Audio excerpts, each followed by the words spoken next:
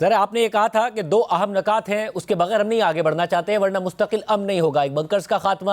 ایک جو اسلحہ ہے اس کی واپسی۔ اب ان دونوں چیزوں پر بھی اتفاق ہو گیا، مگر سوال یہی ہے کہ انفورسمنٹ ہو پائے گی؟ آپ کو لگتا ہے کہ اس معاہدے پر عمل درآمد ہو پائے گا؟ کیونکہ سال ہا سال سے یہ مسئلہ چلا آ رہا ہے مگر مستقل امن نہیں قائم ہوا۔ جی شاہ زیب، شکریہ۔ دیکھیں، بالکل یہی دو نکات تھے جو باعث تنازعہ تھے اور جن پر تحفظات کا اظہار دونوں فریقین کی طرف سے مسلسل کیا جا رہا تھا، اور یہی وجہ تھی کہ یہ جو جرگے کا عمل ہے، مشاورت تھی، یہ کافی طویل ہو گئی، تقریباً 3 ہفتے سے زیادہ ٹائم لگا، لیکن بالآخر اس پر اتفاق ہونے کا مطلب یہ ہے، اور یہ اس بات کا ثبوت ہے کہ دونوں فریقین اس بات پہ کمیٹڈ ہیں کہ امن کا قیام ان کے لیے ضروری ہے، اس علاقے کے لیے ضروری ہے، عوام کے لیے ضروری ہے، اور اسی لیے انہوں نے فائنلی اتفاق کر لیا۔ اور اب میں یہ سمجھتا ہوں کہ جو آگے اس پر عمل درآمد کا جو مرحلہ ہے اب وہ شروع ہوگا، اسلحے کی حوالگی کا عمل شروع کیا جائے گا، اور مجھے یقین ہے کہ یہ بہت بڑا ایریٹنٹ، ایک ایسا عنصر جس کی وجہ سے جب فسادات ہوتے تھے تو ان میں خونریزی کا جو کوانٹم ہے، جو میگنیچیوڈ ہے، وہ بہت بڑھ جاتا تھا، وہ اب اسلحے کی غیر موجودگی کی وجہ سے بہت کم ہو گیا ہے، بلکہ ختم، معدوم ہو گیا ہے، اور اب انشاءاللہ وہاں پر ہم امن کے لیے فائنل جو کوششیں ہیں وہ ہم کر سکتے ہیں انشاءاللہ، اور امن قائم ہوگا۔ اور اس بات پر اتفاق اس لیے بھی نہیں ہو رہا تھا کہ ظاہر ہے کسی نہ کسی ایک فریق کو یہ شک تھا کہ ریاست پتہ نہیں اپنی ذمہ داری قیام امن کی پوری کرے گی یا نہیں کرے گی، اور اسلحہ بھی ان کے پاس نہیں ہوگا، تو ایسا نہ ہو کہ ایک فریق کو دوسرے فریق کے رحم و کرم پر چھوڑ دیا جائے۔ تو ریاست کس طریقے سے یقینی بنائے گی، حکومت بھی، ریاستی ادارے بھی؟ دیکھیں، بات یہ ہے کہ ریاست تو اپنی ذمہ داری حتی الوسع پوری کرتی رہی ہے، اور وہاں پر اب تک جو بھی نظام چلتا رہا ہے ریاست ہی کی عملداری کی وجہ سے وہاں چل رہا ہے، لیکن چونکہ ایک سابقہ اس کا جو سوشیو کلچرل سٹرکچر ہے وہ ایک قبائلی نظام کے تحت تھا، اور وہاں پر ایک سسٹم تھا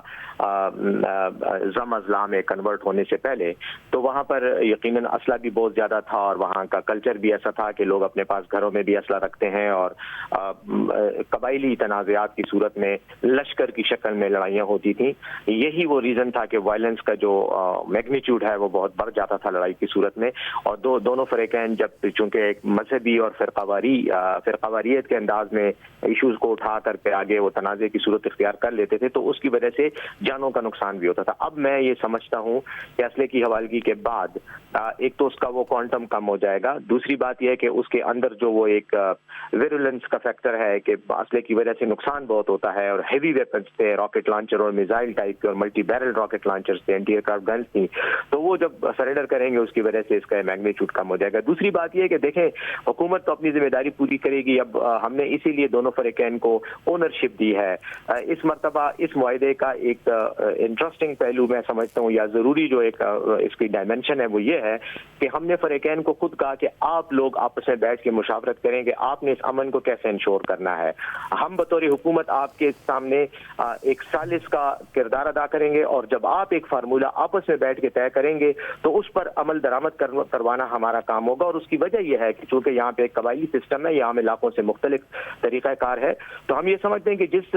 فارمولے کی یا جس طریقہ کار کی اونرشپ وہ لوگ خود نہیں لیں گے، اس وقت تک اس پر عمل درآمد کروانا کسی ایکسٹرنل قوت کے لیے مشکل ہے۔ تو اس لیے ہم نے انہیں ٹائم بھی دیا، انہیں مشاورت بھی کی، اپنے لوگوں سے بھی مشاورت کی، اور جو طریقہ کار انہوں نے متعین کیا یہ ان کا اپنا طے کردہ طریقہ کار ہے۔ انہوں نے ہمیں کہا ہے کہ ہم اس طریقے سے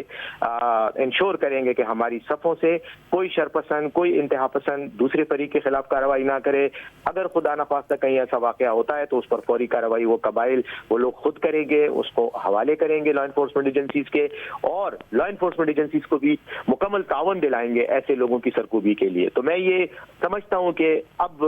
راستہ امن کی طرف اور امن کی منزل کی طرف جو راستہ ہے وہ کھل گیا ہے، اور انشاءاللہ ہم ایک سسٹینیبل طریقے سے پائیدار اور مستقل انداز میں امن قائم کر سکیں گے۔ مطلب جو کچھ کرم میں ہوا اس کے نتیجے میں پورے ملک میں پروٹیسٹ ہوئے، کراچی میں متعدد مقامات پر ظاہر پروٹیسٹ ہو رہا تھا، دھرنا دیا گیا، ٹریفک بلاک ہوا، شہری پریشان ہوئے، مگر یہاں پہ مطالبہ یہی تھا کہ جب سڑک کھولی جائے گی یا وہاں پر دھرنا ختم ہوگا تو یہاں پر بھی ختم کر دیا جائے گا۔ یہ جو سڑک ہے جس کی وجہ سے ظاہر ہے وہاں کے شہری بھی بری طرح متاثر ہوئے، ادویات ہوں یا پھر ضروری اشیاء ہوں وہ بھی ان تک نہیں پہنچ پا رہی تھی، وہ کب کھل جائے گی، وہاں کب احتجاج ختم ہو جائے گا، اس حوالے سے کچھ ہوا؟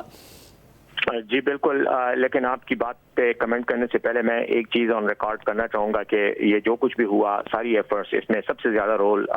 वज़ीर आला खैबर पख्तूनख्वा अली अमीन गंडापुर साहब का था। उनकी सरबराही में ये सारी एफर्ट्स हुई।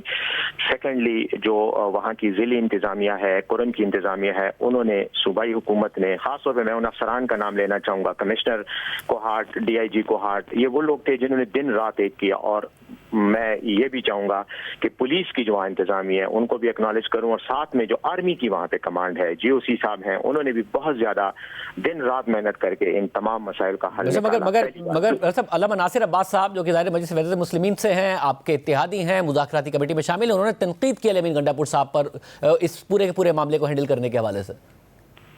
मेरे ख्याल में मैं उनकी तनकीद पे क्या जवाब दूंगा, इतना ही कहूंगा कि वो अगर आकर हमारे साथ बैठकर ये सारा प्रोसेस खुद मॉनिटर करते, इसमें बजाते खुद शरीक होते, तो शायद वो ये तनकीद ना करते। इसलिए जहां तक मैंने जिन लोगों का नाम लिया, जिन्होंने यकीनन शाज़ेब यकीन करें दिन रात इन्होंने ये काम किया है और ये इंश्योर किया है कि दोनों फरीकों को ऐसा माहौल फराहम किया जाए जिसमें वो आपस में बैठकर इस मसले का हल निकालें। दूसरा जहां ने आपने काफिले की बात की, रास्तों की बात की, रास्ते जैसे ये मुआहदा हो गया है, अब अल्लाह के फजल से हम बाकी इकदाम जो हैं वो करने वाले हैं। सड़क भी खोली जाएगी और वहाँ पर अब हफ्ते के दिन तमाम हिफाजती इंतजामात को